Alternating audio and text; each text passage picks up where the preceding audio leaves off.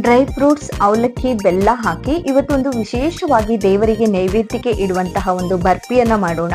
ಇಲ್ಲ ಅಂದ್ರೆ ನೀವು ಇದರಿಂದ ಉಂಡೆ ಕೂಡ ಮಾಡ್ಕೋಬಹುದು. ತುಂಬಾ ರುಚಿಯಾಗಿರುತ್ತೆ. ಆರೋಗ್ಯಕರವಾದ ಈ ಬರ್ಫಿ